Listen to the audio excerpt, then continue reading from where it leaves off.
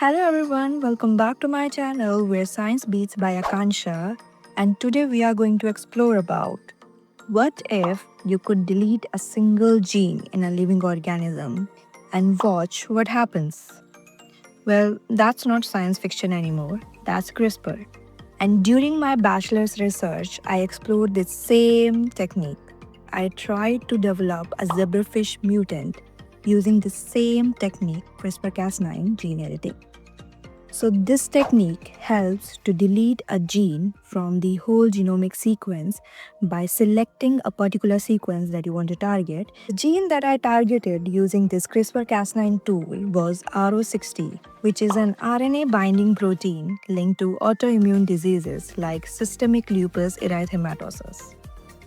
RO60 is a gene which is conserved in across species and it has a role in RNA quality control. Mutations in this protein have found to be related to autoimmunity, but its role hadn't been explored in zebrafish. So, the question was simple: what if we remove it? What if we remove this gene, or to be precise, a small tiny part of this gene from zebrafish genome?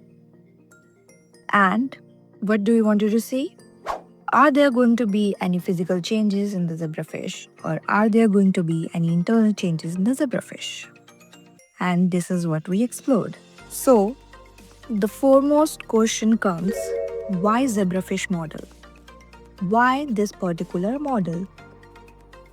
So, zebrafish model is a really powerful model organism because it has 70 to 80% genetic similarity with human genome.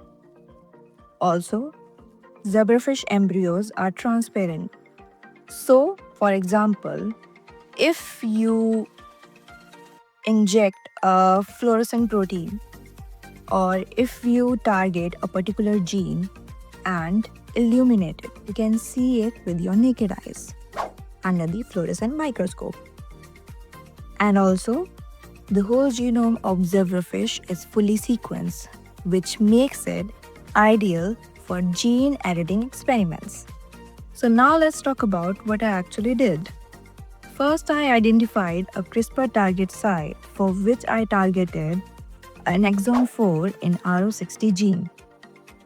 Then I designed the guide RNAs using bioinformatics tool, cloned them into the E. coli vectors, and synthesized both guide RNA and Cas9 mRNA in vitro.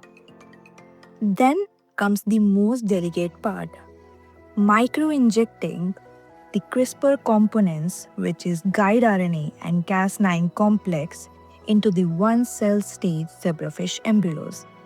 And the goal was simple: create a mutation at the target site, delete that targeted gene, delete that tiny part of the targeted gene. So now comes the question: what happened? After the injection, I performed high-resolution melting analysis to detect possible mutations. Couple of embryos showed slight shift in melting temperatures, suggesting possible edits. But when I confirmed using heteroduplex phage assay, the results showed no possible mutation had occurred at the injected concentration. In other words, the CRISPR didn't behave as we hoped it would. This project taught me something important. CRISPR isn't just about designing a target and cutting DNA. Concentration matters, timing matters, efficiency matters, and the negative results are still results. Meaning, although we couldn't generate a stable knockout line in this project, we laid foundation for optimizing CRISPR conditions. It also showed me how powerful and delicate genome editing truly is. And this was the beginning of my deeper interest in genetic research. Science isn't complicated, it's just waiting to be explored. Thank you.